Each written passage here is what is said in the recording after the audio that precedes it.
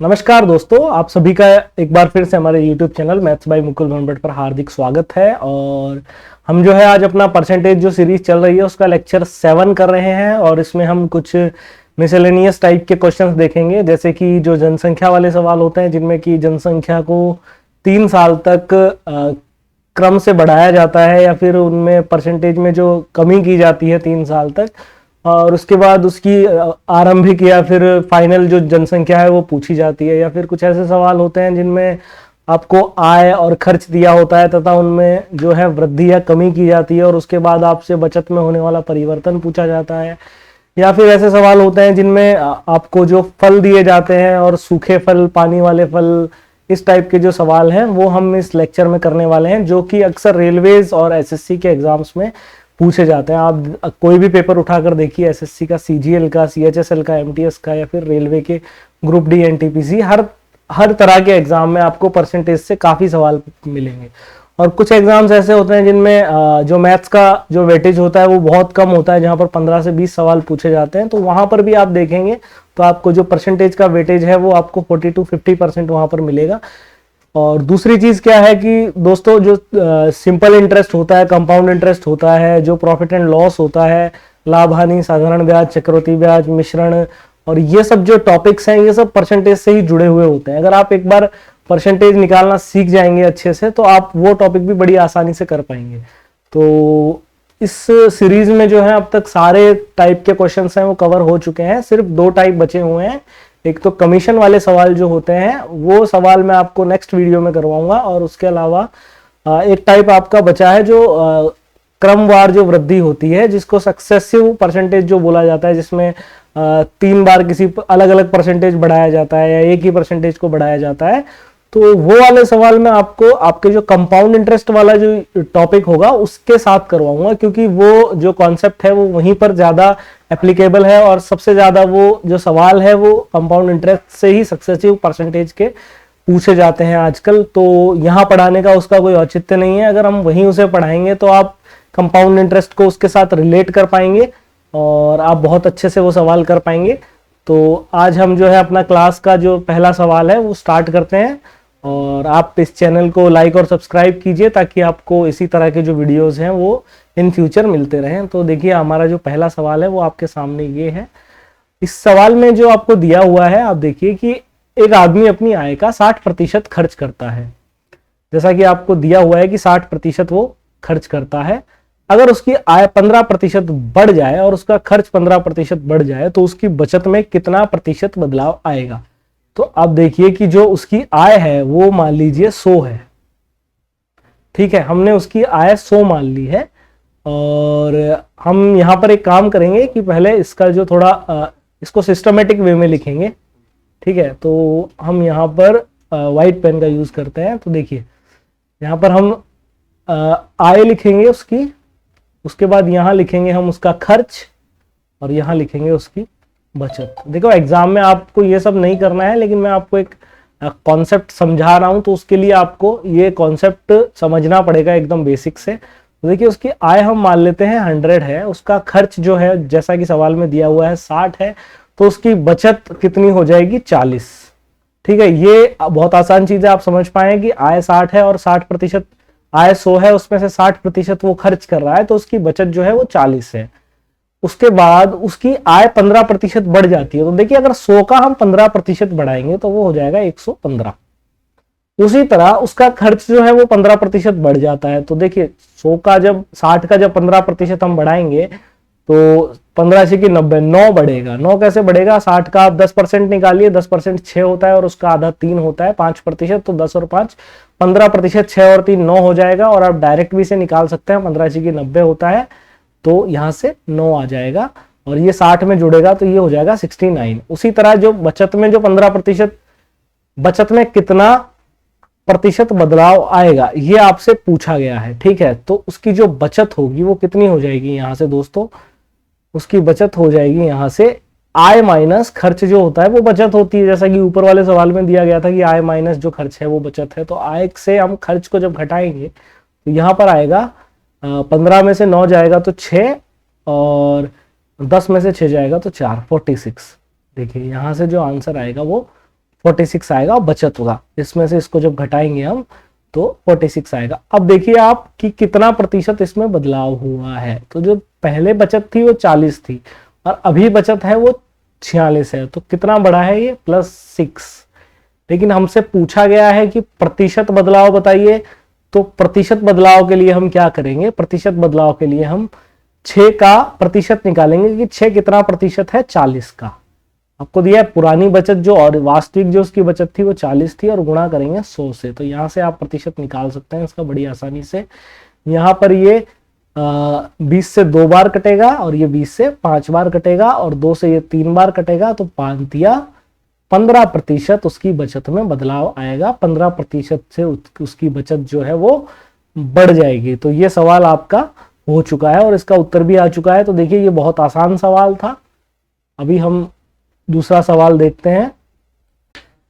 हाँ, तो देखिए आपका जो दूसरा सवाल है वो आपके सामने ये है। एक आदमी अपनी आय का 75% खर्च करता है। अगर उसकी आय 20% बढ़ जाए और खर्च 10% बढ़ जाए तो बचत पर क्या फर्क पड़ेगा। तो आप वैसे ही से देखेंगे, हम यहां पर लिखेंगे आय, यहां पर लिखेंगे खर्च। ये इक्वेशन आप याद रखिए, आय माइनस खर्च बराबर जो होता है बचत होता है। ये तो आपको पता ही होगा, ये तो एकदम बेसिक अंडरस्टैंडिंग वाली बात है। इसके लिए मैथ्स की जरूरत नहीं है ये याद रखने के लिए कि आय में से खर्च जाता है तो बचत बचता है। अब देखिए अभी इसमें दिया हुआ है कि अपनी आय का जो 75% है वो खर्च कर रहा है। मान लीजिए उसकी आय जो है वो 100 है, 100 में से 75 वो खर्च कर रहा है और उसके पास 25 बच रहा है। यही सवाल में दिया हुआ है। 75% खर्च करता है तो 25% उसके पास बचेगा। अब इसमें दिया हुआ है कि उसकी आय अगर 20% बढ़ जाती है, मान लीजिए उसकी आय जो है वो 120 हो जाती है, 20% बढ़ गई 100 में, और उसका खर्च जो है वो 10% बढ़ जाता है। अब अगर आप देखिए यहां पर ये सवाल थोड़ा टफ होने जा रहा है। अब देखिए 75 का अगर हम 10% निकालेंगे तो आपको पता है 7.5 आएगा। 7.5 आएगा 75 का 10%, और 7.5 को अगर हम 75 में जोड़ेंगे तो ये हो जाएगा 82.5। कैसे, 75 प्लस 7.5 बराबर 82.5। यहां से ये हमने निकाल लिया। अब पूछा गया है कि उसकी बचत पर क्या फर्क पड़ेगा। तो देखिए यहां से अगर हम ये माइनस करेंगे तो कितना आएगा, यहां से 100 से ये 17.5 कम है और 100 से ये 20 ज्यादा है। तो यहां पर जो बचत होगी वो हो जाएगी 37.5। ओके, अब यहां पर जो वृद्धि हो रही है वो कितने की हो रही है ये हमसे पूछा गया है। वृद्धि यहां पर हो रही है 12.5 की। 25 से 37.5 कितना ज्यादा है, 12.5। अब अगर आपसे ये पूछा गया है कि प्रतिशत कितना बढ़ेगा बचत का, तो आप यहां से ऐसे निकालेंगे कि 12.5 की तो वृद्धि हुई है और हुई किस पे है, 25 पर। पहले वाली बचत 25 थी और गुणा करेंगे 100 से। तो हम इसे काटेंगे तो 12.5 से 25 2 बार कटेगा और 2 से ये 100 50 बार कटेगा। तो यहां पर आएगा 50%। अब देखिए आप इस सवाल को एक और तरीके से कर सकते हैं। यहां पर जो प्रतिशत था वो हमारा 10% था, इसलिए आपका जो 82.5 है वो आसानी से आ गया यहां पर। अगर इसकी जगह कोई और प्रतिशत होता तो आपको दिक्कत हो सकती थी। तो उस दिक्कत से बचने के लिए हम एक दूसरा तरीका जो है वो यूज करेंगे, और वो तरीका क्या रहेगा वो मैं आपको बताता हूं। पहले आप मैं इसे रफ करता हूं। ठीक है, ये हमने रफ कर दिया है अभी ये क्वेश्चन। अब आप देखिए इसका एकदम शॉर्टकट मेथड जो आपको एग्जाम में अप्लाई करना है। ठीक है, आपको पता है कि जो 75% का जो फ्रैक्शन होता है वो क्या होता है दोस्तों, 75% का जो फ्रैक्शन होता है वो होता है 3/4। 3/4 होता है। ठीक है, तो हमारा जो आय है, देखिए जो आय है और यहां पर जो खर्च है, सॉरी ये आय माइनस खर्च होता है ना, आय माइनस खर्च बराबर बचत। देखिए यहां पर जो आय है वो हमारा 4 के फ्रैक्शन में है और जो खर्च है वो हमारा 3 के फ्रैक्शन में। अब देखिए आप कैसे है, 4 और 3। अब आप देखिए 4 अगर हम मानते हैं आय को, तो खर्च जो होगा वो 4 का 75% होगा। 75% कितना होगा 4 का? 3। ये हमें इस फ्रैक्शन से भी पता चल रहा है और आपको यहां से भी पता चल रहा है, ठीक है। अब ये जो 3/4 है 75% का फ्रैक्शन है, जो नीचे वाला होगा वो हमारा वास्तविक होगा, मतलब आय होगी, और उसमें से ये इतना खर्च कर रहा है। तो हम इसे हमेशा 100 के मल्टीपल में लेंगे, जिससे हमारी कैलकुलेशन जो है वो आसान हो जाए। तो देखिए आय हम मानेंगे 400, खर्च हम मानेंगे 300 और बचत हमारी हो जाएगी 100। अब इस सवाल में आपको कहीं भी पॉइंट्स नहीं लगाने पड़ेंगे। तो आप देखिए हम आय को अगर 20% से बढ़ाएंगे तो 400 का जो 20% बढ़ेगा वो 400 का 10% होता है 40, 400 का 20% हो जाएगा 80, तो ये आ जाएगा 480। खर्च को अगर हम 10% से बढ़ाएंगे तो 300 का 10% होता है, वो होता है 330। तो यहां पर कितना फर्क पड़ेगा? तो यहां पर इसमें से इसको माइनस करेंगे तो कितना आएगा? 0, 5 और 1, ये हो जाएगा 150। जो बचत आएगी हमारी वो 150 आएगी। तो आपको यहां से बहुत आसानी से पता चल रहा है कि यहां पर 100 में 50 की वृद्धि हो रही है, मतलब 50% से हमारी बचत जो है वो बढ़ रही है। तो यहां पर अगर हम प्रतिशत भी निकालें, वैसे तो पता चल ही रहा है 50 की वृद्धि हो रही है, 100 पर हो रही है, गुणा 100, तो बराबर आ जाएगा 50%। तो एग्जाम्स में आपको पॉइंट से बचने के लिए ये करना है। अभी हम आपको कुछ टफ क्वेश्चन भी बताएंगे जिसमें आप जो आपको यही वाला मेथड यूज करना है, इसके अलावा वो और किसी मेथड से गिवन टाइम में वो सवाल नहीं होगा। तो देखिए तीसरा सवाल है आपके सामने। इसमें अब आपसे जनसंख्या वाला सवाल पूछ लिया है, जिसमें कि 3 जनसंख्याएं आपको 3 जनसंख्याएं जो है वो आपको बढ़ाई गई है, मतलब 3 वर्षों की जो जनसंख्या है वो बढ़ाई गई है, घटाई गई है और फिर बढ़ाई गई है, ठीक है। तो अब सबसे पहले हम इन तीनों का जो फ्रैक्शन है वो निकाल लेंगे। तो फ्रैक्शन निकालने के लिए मैंने आपको बताया था क्या करना है। फ्रैक्शन निकालने के लिए आपको 16 से ही 2/3 का फ्रैक्शन पता है क्या होता है? 16 से ही 2/3 का फ्रैक्शन होता है 1/6। ये मैंने आपको पहली और दूसरी क्लास में बहुत बार हर सवाल में 16 से ही 2/3% बताया, तो आपको ये आना चाहिए। अब ये निकालना कैसे है वो भी मैं आपको बता देता हूँ। 16 3 48 और 2 50/3। इसको जब सॉल्व करेंगे मिश्र भिन्न को भिन्न में कन्वर्ट करेंगे, और उसके बाद इसे जब यहाँ से हम परसेंटेज का साइन जो है इसे हटाएंगे तो नीचे 100 से डिवाइड करेंगे, 50 दूनी 100, तो ये आ जाएगा 1/6। उसी तरह 37 सही 1/2 जो है, ये देखिए आप 37 सही 1/2 जो है ये 12 सही 1/2 का 3 गुना है।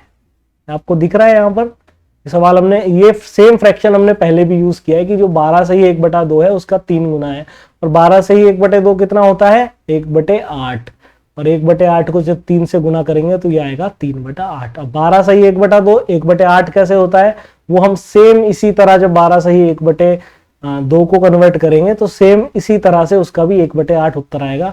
और अगला सवाल है आपका 57 सही 1/7। तो देखिए ये जो सवाल है ये 14 सही 2/7 का 4 गुना है। जो 57 सही 1/7 है वो आपका 14 सही 2/7% का 4 गुना है। 14 सही 2/7% को जब हम कन्वर्ट करेंगे तो आपके सामने क्या आएगा? 14 7 98 और 200 100/7, और इसको परसेंटेज को साइन को जब हटाएंगे नीचे 100 से गुणा करेंगे, 100 से 100 जाएगा, यहाँ पर आएगा 1/7। ये पहली क्लास में मैंने आपको लिखवाया भी था कि 14 सही 2/7 जो होता है वो 1/7 के बराबर होता है। तो जिसने वो क्लास नहीं देखी है वो देखिए, और गुणा से 4 करेंगे इसे, तो ये आ जाएगा इसका फ्रैक्शन 4/7। अब देखिए आपके पास जो तीनों फ्रैक्शन है वो आ चुकी है, और तीनों फ्रैक्शन हम यहाँ नोट डाउन कर देंगे। ये मैं इसे जो है वो रफ कर देता हूँ, उसके बाद हम लोग यहाँ पर इसे नोट डाउन करेंगे। पहले तीनों फ्रैक्शन देखिए, आपको एग्जाम में जब भी सवाल दिखेगा आपको करना क्या है, आपको पहली फ्रैक्शन देखनी है। 16 सही 2/3% है, तो ये सर ने बताया था 1/6 होती है। 37 सही 1/2% है, तो ये जो आपकी है 3 गुणा 1/8 होती है, तो ये 3/8 होती है। और उसी तरह आपको बताया था मैंने कि 57 सही 1/7 जो होती है ये 4 गुणा 2/7, 4 गुणा 1/7 होती है, तो ये होती है आपकी 4/7। ठीक है, अब ये चीज आपको समझ में आ गई है यहाँ से कि फ्रैक्शंस तीनों हमारी निकल गई है। अब हमें करना क्या है, हमें जो करना है वो ये करना है कि आपको पहले देखना है कि कौन से वर्ष की जनसंख्या दे रखी है। आपको दे रखी है बाद की जनसंख्या, तो जो बाद की जनसंख्या है उसे हम इक्वल करके यहां पर लिखेंगे 165,000, ठीक है। और यहां से राइट से हम लेफ्ट की तरफ चले, ठीक है। तो राइट से लेफ्ट की तरफ चलेंगे, पहले राइट वाला नंबर हमने लिखा, उसके बाद हम जो आरंभिक जनसंख्या है उसे मानेंगे एक्स या जो भी आपका मन करे, ABCD XYZ, जहां तक आप मान सकते हैं वहां तक मानिए। उसके बाद अब देखिए आप पहला जो दिया है, पहले वर्ष में वो 16 से ही 2/3% बढ़ रही है। तो 16 से ही 2/3% बढ़ेगी, मतलब 6 पर 1 बढ़ेगी। 6 पर 1 बढ़ने के बाद हो कितनी जाएगी, वो 7 हो जाएगी। और पहले कितनी थी, 6 गुणा दूसरे वर्ष में वो घट रही है, तो 8 पर 3 की कमी हो रही है। 8 पर 3 की कमी होगी तो मतलब 8 की रह जाएगी 5, पहले थी 8। हमेशा वास्तविक वाली जो है वो नीचे आएगी, उसके बाद जो कमी या वृद्धि होकर जो जनसंख्या बढ़ रही है वो ऊपर आती है। तीसरे में क्या हो रहा है कि तीसरे वर्ष में वापस वो बढ़ रही है, 7 पर 4 की वृद्धि हो रही है, तो 7 और 4 11 हो जाएगी और नीचे आएगा 7। अब देखिए आप इसे अगर काटिएगा तो 11 से अगर इसे काटेंगे तो 11 एकम 11 और 11 पंजे 55। 5 से अगर आप इसे काटेंगे तो 5 दिया 15 और 7 से आप नीचे वाला 7 काट दीजिए और ये 6 अंठे 48। यहाँ पर जब मल्टीप्लाई होगा 3000 से 3000 इंटू 6 गुणा 8 बराबर 3000 इंटू 6 अंठे 48, और 48 को जब 3 से गुना करेंगे तो आपके सामने आएगा 4 तिया 12 और 8 तिया 24, 144 और ये 000 एज इट इज। तो ये आप कैलकुलेशन कीजिए। देखिए आपको ये सवाल कितना आसान हो गया है। आपको करना क्या है, एग्जाम में आपको दिया है कि जो आरंभिक वर्ष की जो जनसंख्या है वो हम x मानेंगे, उसके बाद पहले वर्ष में आपको डायरेक्ट यहां से देखना है, ठीक है। आपको ये सब कन्वर्ट नहीं करना है, आपको ये सब पहले ही प्रैक्टिस कर लेनी है ताकि एग्जाम में आपको ये सब कन्वर्ट करने की आवश्यकता ना पड़े। आपको करना क्या है यहाँ पर कि 16 से ही 2/3 बढ़ रही थी, 16 से ही 2/3 का फ्रैक्शन 1/6 होता है। 1/6 की वृद्धि, अगर 6 में 1 की वृद्धि होगी तो 7/6 हो जाएगा। उसी तरह 37 से ही 1/2 हो रहा है तो ये 12 से ही 1/2 का 3 गुना है, मतलब 3/8 हो जाएगा। और 8 में 3 की कमी होगी तो 5/8 हो जाएगा। उसी तरह 57 से ही 1/7% अगर बढ़ रही है तो ये जो है वो 4/7 का इक्वेशन है, तो 7 में 4 की वृद्धि हो रही है, तो 7 में 4 की वृद्धि हो रही है तो 7 और 4 11 हो जाएगा, नीचे 7 आएगा क्योंकि ओरिजिनल जो था वो 7 था।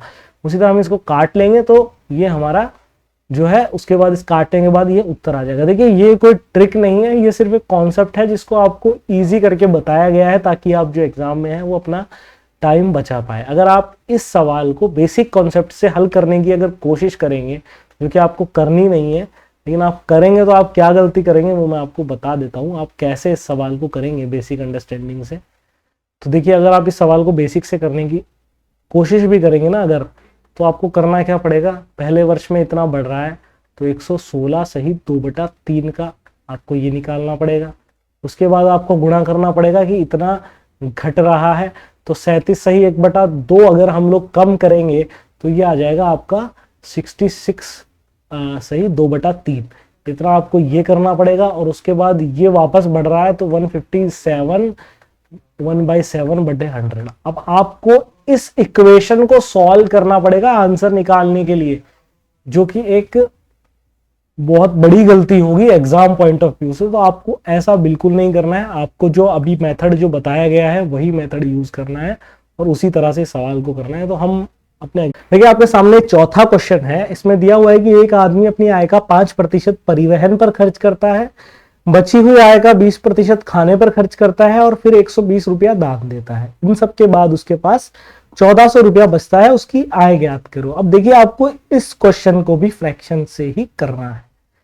फ्रैक्शन से आप नहीं करेंगे तो आप 5% खर्च करेंगे, फिर 95% और मतलब बेवजह से आप कैलकुलेशन बढ़ाएंगे। तो आपको सबसे पहले करना क्या है, आपको बताया था मैंने 5% का जो फ्रैक्शन है वो 1/20 होता है। अब देखिए मैं आपको हर बार फ्रैक्शन निकाल कर नहीं बताऊंगा, मैंने अभी तक जितनी क्लासेस हुई है सब में आपको फ्रैक्शन सबकी बताई है, तो आप वहां से देखिए। और 20% का जो फ्रैक्शन होता है वो 1/20 5 होता है। तो अभी देखिए आपका जो सवाल है वो बहुत आसान हो चुका है। आपको करना क्या है, आपको जो उसकी जो आय है वो x माननी है, गुणा करना है उसे 5%। देखिए यहाँ पर वो परिवहन पर खर्च कर चुका है, तो 5% का फ्रैक्शन है 1/20, मतलब वो 20 में से एक भाग जो है वो खर्च कर चुका है परिवहन पे। तो उसके पास बचेगा कितना, 19 भाग। 19 भाग बचेगा 20 में से, ठीक है। उसके बाद बची हुई आय का 20% खाने पर खर्च कर रहा है, तो 5 भाग का 1 भाग वो खाने पर खर्च कर रहा है। 1 भाग अगर खाने पर खर्च कर देगा 5 का, तो उसके पास बचेगा 4/5। और उसके बाद जैसा कि हमसे सवाल में दिया हुआ है कि उसके बाद जो उसके पास बचता है, उसके पास बचा है ये जो बॉक्स के अंदर जो मैंने डाला है, उसके पास ये जो उसकी आय है ये बची है, इसमें से वो 120 रुपया और दान देता है। और उसके बाद जो उसके पास जो पैसे बचते हैं वो बचते हैं 1400 रुपए। तो आप यहां पर सबसे पहले क्या करेंगे, आप सबसे पहले ये करेंगे कि जो 120 है इसे राइट हैंड साइड में ले जाएंगे और 1400 में प्लस करेंगे, तो 1400 प्लस 120 हो जाएगा आपका 1520। और अब ये सवाल बहुत आसान हो चुका है, इसे आराम से काट लेंगे आप। 19 से ये कटेगा 8 बार, 152, तो आपके सामने आएगा 80, और 4 से इसे काटेंगे तो ये 20 बार कटेगा। तो ऊपर की संख्या कट चुकी है, नीचे की संख्या 20 पंजे 100 है। 100 को अगर हम इस तरफ ले जाएंगे तो ये हो जाएगा आपके सामने 2000। तो उसकी जो आय थी वो थी 2000, ठीक है। तो इस तरह के सवाल आपको इसी तरीके से करने हैं। आपको फ्रैक्शन याद करने हैं और फ्रैक्शन से ही सवाल करने हैं। जो हर परसेंटेज का जो मैंने आपको जो भिन्न बताया है वो आपको याद करना है। फ्रैक्शन को हिंदी में भिन्न कहते हैं। आपको उस परसेंटेज का भिन्न याद करना है और उसी तरीके से सवाल करना है। देखिए आपके पास जो क्वेश्चन है आपके सामने, ठेकेदार के पास किसी निश्चित लंबाई की तार है, 10% तार चोरी हो जाती है और बची हुई तार में से 70% वो बेच देता है। तो 810 मीटर तार उसके पास अभी भी बची हुई है। शुरुआत में तार की लंबाई कितनी थी। पिछला वाला सवाल और ये वाला सवाल लगभग सेम है, सिर्फ भाषा का थोड़ा अंतर है, इसके पीछे का जो कॉन्सेप्ट है वो सेम है। तो हम इसमें करेंगे क्या, हम मान लेंगे कि x मीटर की कुछ तार थी, उसमें से 10% तार चोरी हो गई, तो हमारे पास बची 9/10 तार। 90/100 भी लिखेंगे तो भी चलेगा, क्योंकि ये बहुत आसान फ्रैक्शन है। तो 90/100 हम लिख लेते हैं यहाँ पर। और उसके बाद जो 70% बची हुई जो तार थी उसमें से 70% तार उसने बेच दी। तो अगर 70% तार वो बेच देगा तो उसके पास बचेगी कितनी, 30%। और उसके बाद ये 30% तार जो बची है 70% तार बेचने के बाद वो कितनी है, 810 मीटर। अब देखिए आप यहां से काट लीजिए, 1 0 से 1 0, 1 0 से 1 0, 9 तिया 27, इनको गुणा करेंगे 27 आएगा, और 27 से 81 3 बार कटेगा तो यहाँ पे आएगा 30, और 100 को उधर ले जाएंगे तो x की वैल्यू आएगी 3000। तो उसके पास जो तार की लंबाई थी वो थी 3000 मीटर। ये सवाल आपको ऐसे करना है एग्जाम में। अगला सवाल है, एक आदमी अपनी आय का 20% भोजन पर, 15% बच्चों की शिक्षा पर और उसके बाद बची हुई आय का 40% मनोरंजन और परिवहन पर तथा 30% मेडिकल पर खर्च करता है। तो देखिए आप, एक आदमी अपनी आय का 20% भोजन पर तथा 15% बच्चों की शिक्षा पर खर्च करता है। इसमें यह कहीं नहीं दिया हुआ है कि 20% भोजन पर खर्च करने के बाद जो बचता है उसका 15% वो शिक्षा पर खर्च करता है। तो जो टोटल आय है उसी का वो 20% और 15% जो है वो बच्चों की शिक्षा पर खर्च करता है। मान लीजिए उसकी आय जितनी भी थी, है ना, तो उसकी आय जो थी मान लीजिए x थी, और x का उसने 20% और 15% जो है वो बच्चों की शिक्षा पर खर्च कर दिया और भोजन पर खर्च कर दिया। तो 20 और 15 कितना हो जाता है यहाँ पर 35% वो खर्च कर चुका है। तो उसके पास जो बचेगा वो बचेगा 65%। उसके बाद बची हुई आय का 40% मनोरंजन तथा परिवहन पर तथा 30% मेडिकल पर खर्च करता है। ठीक है, तो आपके सामने अब देखिए कि जो बची हुई आय थी उसका 40% वो 40% वो मनोरंजन पर खर्च करता है तथा 30% मेडिकल पर खर्च करता है। देखिए इसमें दो के दो पेयर बना रखे हैं। आपको ये नहीं दिया हुआ है कि 40% मनोरंजन पर खर्च करने के बाद बची हुई आय का मेडिकल पर खर्च करता है। एक बार उसने 20 और 15 खर्च किया और एक बार उसने बची हुई आय का 40 और 30 खर्च किया। तो 40% और 30% जब वो खर्च कर लेगा तो उसके पास बचेगा कितना दोस्तों, उसके पास बचेगा 40 और 30, अगर 70 उसने खर्च कर दिया तो यहां पर उसके पास बचेगा 30%। और ये किसके, उसके बाद जो 30% बचेगा वो किसके बराबर होगा, 8775 के। ये आपको सवाल में दिया गया है। तो आपको करना क्या है, एक जीरो से एक जीरो काटना है ना। 5 से ये 13 बार कटेगा 65, और 100 कटेगा 20 बार।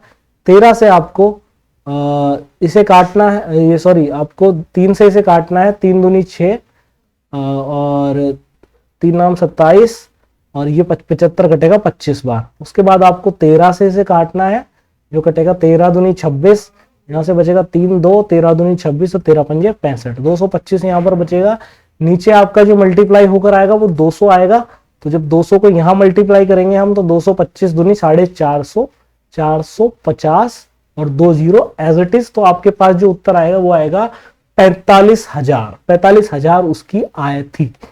तो आप ये सब समझ पा रहे हैं इस सवाल को कि 20%, और यहाँ पर देखो समझने वाली बात एक ही है, बाकी तो आप कर लेंगे सवाल को। समझने वाली बात यही है कि जो उसके पास आय थी उसमें से उसने 20 और 15 एक साथ खर्च किया, ठीक है।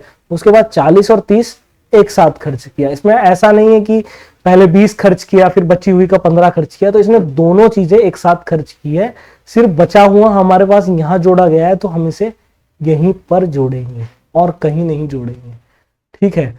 तो उसके बाद हम देखिए, आपके सामने सवाल है कि ताजे फलों में 68% पानी है और सूखे फलों में 20% पानी है। 75 किलो ताजे फलों से कितने किलो सूखे फल बनाए जा सकते हैं।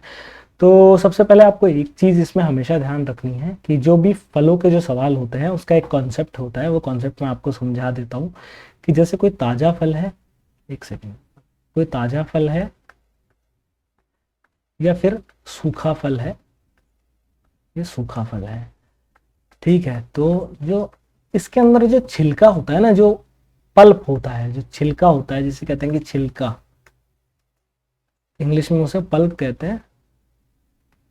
ये जो जिसे गुद्दा भी कहते हैं, कई कई जगह गुद्दा भी दिया होता है। तो ये जो होता है ये हमेशा कांस्टेंट होता है, ये कभी नहीं बदलेगा, चाहे आप फल को सुखा दीजिए चाहे कुछ भी कीजिए। इसका जो वजन है वो कभी भी नहीं बदलेगा, ना सूखे फल में इसका वजन बदलेगा, ये दोनों के लिए सेम ही होता है। लेकिन जो पानी होता है ना दोस्तों, वो ताजे फल में उसका वजन ज्यादा होता है और सूखे फल में उसका वजन कम होता है। पानी का वजन कम ज्यादा होता रहता है, फल सूखा है या ताजा है उस हिसाब से। तो इसमें होता क्या है कि सवाल जो है आपका वो ये पानी को लेकर ही पूछा जाता है कि पानी का जो वेट है, वो पानी का जो परसेंटेज है वो इतना है, और सूखने के बाद उसमें पानी का परसेंटेज इतना हो गया है। तो उस ताजे फल से कितने सूखे फल बनाए जा सकते हैं, या फिर सूखे फल से कितने ताजे फल बनाए जा सकते हैं। तो इस तरह के सवाल आपसे एग्जाम्स में पूछे जाता है। इन सवालों को करते कैसे हैं वो मैं आपको बताता हूँ। देखिए,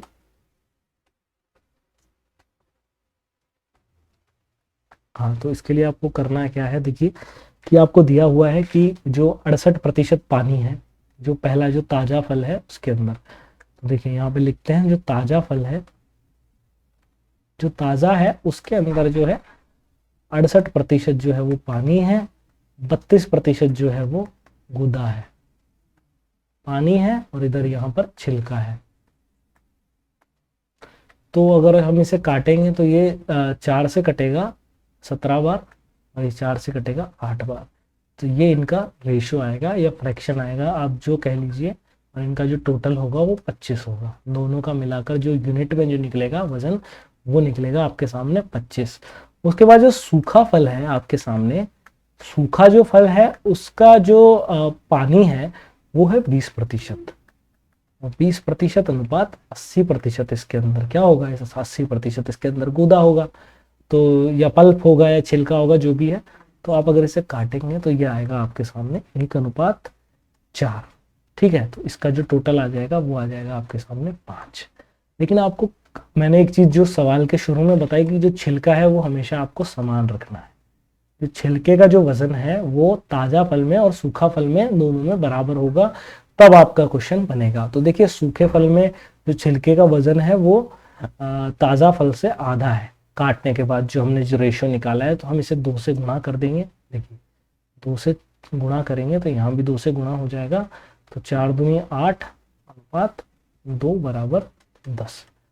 अब देखिए आपके सामने ये अनुपात आ चुके हैं, ताजा का अनुपात आ चुका है और सूखे का अनुपात भी आ चुका है। अब आपको करना क्या है, आपको दिया है कि 75 किलो ताजा फल, 75 किलो ताजा फल दिया है, तो ताजा फल जो है उसका वेट कितना है आपके सामने, 25 यूनिट। तो 25 यहाँ पर देखिए आप, हम इस साइड लेफ्ट साइड में करते हैं ऐसे कि जो 25 यूनिट है उसकी वैल्यू आपको दी हुई है 75 केजी। अब आपको करना क्या है, 1 यूनिट की वैल्यू निकालनी है, वो निकलेगी यहाँ से 25 से जब इसे काटेंगे तो 3 केजी, 3 केजी आएगा। उसके बाद आपको पता है कि सूखे फल की जो यूनिट में जो वैल्यू है वेट की वो कितनी है, 8 और 2 10।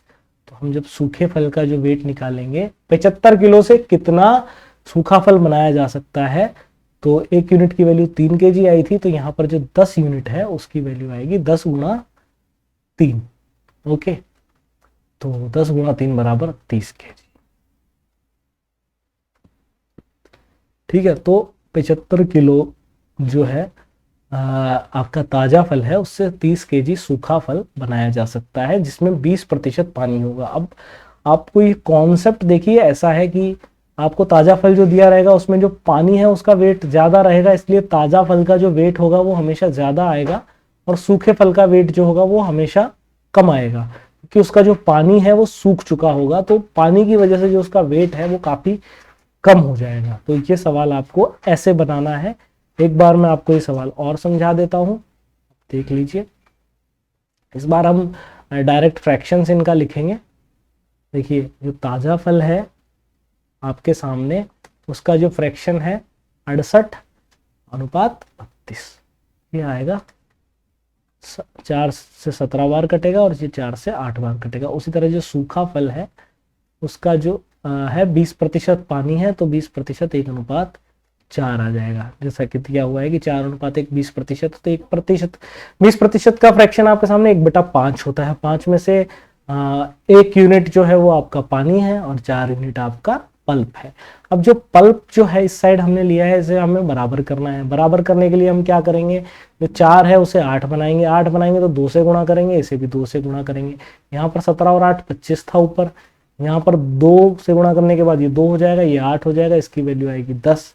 अब आपको करना क्या है, आपको करना है कि जो 75 केजी जो ताजा फ्रूट आपको दिया है इसका बनाना है, और इसके बराबर जो हमें 25 यूनिट है उसमें 1 यूनिट की वैल्यू निकालनी है। 25 यूनिट ताजे फल का वजन है, तो 1 यूनिट की वैल्यू कितनी आ जाएगी, 1 यूनिट की वैल्यू आ जाएगी 3 केजी। और हमसे पूछा गया है क्या, सूखा फल कितना बनेगा, तो सूखा फल की वैल्यू है 10 यूनिट, 10 गुणा 3 बराबर 30 केजी। तो ये सवाल आपका इस तरीके से हो जाएगा। सवाल में ज़्यादा लोड लेने की आवश्यकता नहीं है, आप इसी तरीके से सवाल देखिए। आपके सामने ये सवाल है अगला, जो हमारा पिछला वाला सवाल है सेम वैसा ही है। तो आप देखिए इसमें क्या करना है हमें कि 20 किलो ताज़ा तरबूज है, उसमें 96% पानी है, कुछ समय बाद उसमें 5% पानी रह जाता है, तो तरबूज का वर्तमान वजन ज्ञात करो। अब आप देखिए कि जो 20 किलो तरबूज है उसमें 96% पानी है, तो ताज़ा तरबूज का हम प्रतिशत इस तरफ लिखेंगे। पहले हम लिखेंगे पानी और उसके बाद हम लिखेंगे पल्प। तो पानी का जो प्रतिशत है वो 96% है, और जो पल्प है, यहाँ पर पानी है, यहाँ पर है पल्प, पल्प है आपका 5%। अब आप देखिए यहाँ पर 4%, सॉरी ये 4% यहाँ पर बचेगा। 100 में से जब 96 में जाएगा तो यहाँ पर 4% आपका जो है वो छिलका है। अब आप देखिए कि जो सूखा वाला फल है उसमें क्या है, सूखा वाला जो फल है उसके अंदर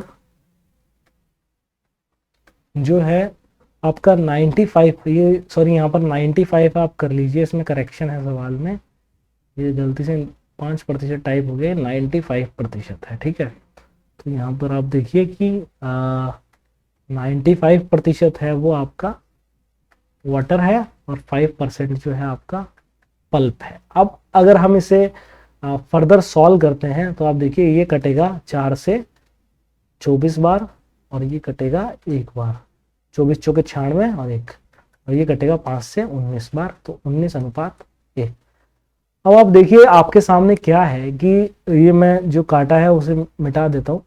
आपके सामने जो फ्रैक्शन है वो ये आ गई है, ताज़ा की और सूखे फल की। तो तो आपको पता है कि जो ताजा और सूखा फल है उसमें पल्प बराबर होना चाहिए, तो पल्प हमारा ऑलरेडी यहाँ पर बराबर आया है, तो हमें इसे बराबर करने की कोई आवश्यकता नहीं है। अभी हमसे पूछा गया कि तरबूज का वर्तमान वजन ज्ञात कीजिए, तो आपको सवाल में दिया हुआ है कि वर्तमान में तरबूज जो है वो सूख चुका है, पहले तरबूज था ताजा और वर्तमान में वो सूख चुका है, तो हमें ताजा तरबूज का जो है वो केजी दिया हुआ है। तो अब देखिए आप यहाँ पर करना क्या है, जो ताजा तरबूज का जो टोटल वजन था वो कितना था, 24 और 1 25, और सूखे का कितना है 19 और 1 20। तो आपको देखिए जो 25 यूनिट है उसकी वैल्यू दी हुई है 20 केजी। आपको निकालना क्या है, आपको निकालना है 20 की वैल्यू। तो 1 यूनिट बराबर यहां से क्या आएगा 20/25, और अगर यहां से हम निकालेंगे 20 यूनिट की वैल्यू तो आएगा 20/25 गुणा 20। ये ऊपर आ जाएगा 400 और नीचे आ जाएगा 25, तो ये यहाँ मैं लेफ्ट साइड में कर देता हूँ 400/25। तो इसके जो काटेंगे इसे हम, ठीक है, तो जब इसे काटेंगे हम तो इसकी वैल्यू आएगी 25 चौके 100, 4 बार कटता है तो 16 बार ही कटेगा, तो 16 केजी इसका जो वर्तमान में जो वजन होगा वो आएगा। और आप इस सवाल को बड़ी आसानी से कर सकते हैं। आपको सिर्फ एक ही चीज इन सवालों में याद रखनी है कि आपको जो फल जो दिया रहेगा उसमें आपको जो सूखा हिस्सा जो रहता है, पानी के अलावा जो पल्प रहता है या जो छिलका रहता है, आपको हमेशा उसका इक्वेशन जो है इक्वेट करना पड़ेगा। जो पल्प है, जो सूखा हिस्सा है, वो दोनों फलों में, ताजा फल में और सूखे फल में बराबर होना चाहिए। पानी वेरी कर सकता है, उसमें कोई दिक्कत नहीं है, आपको हमेशा सूखे को बराबर करना है। और उसके बाद जो हमें जो केजीज में जो ताजा दिया रहेगा उससे हमें जो यूनिट हमारे पास ताजा की रहेगी उसको उसके इक्वेट करके और सूखे यूनिट को उससे मल्टीप्लाई करके सूखे तरबूज का हम वजन यहाँ से निकाल लेंगे। अगर ऐसा ही उल्टा पूछा जाए तो हम उल्टा भी इसे कर सकते हैं सेम टेक्निक से। सेम टेक्निक से अगर उल्टा पूछा जाएगा तो हमने जब अभी 25 के बराबर 20 केजी रखा है, हम 20 के बराबर 20 केजी रखेंगे और 25 की वैल्यू 25 यूनिट आ जाएगी। तो आपको ये सवाल समझ में आ गया होगा। तो अभी हम यहीं पर हमारी क्लास को विराम देते हैं और आपका बहुत बहुत धन्यवाद हमसे जुड़ने के लिए। आप इस चैनल को लाइक कीजिए और सब्सक्राइब कीजिए ताकि आपको आगे भी ऐसे ही वीडियोस मिलते रहें और आप तैयारी करते रहें। तो आप जिस जिस एग्ज़ाम्स की आप तैयारी कर रहे हैं बहुत अच्छे से तैयारी कीजिए और बहुत बहुत आपका धन्यवाद।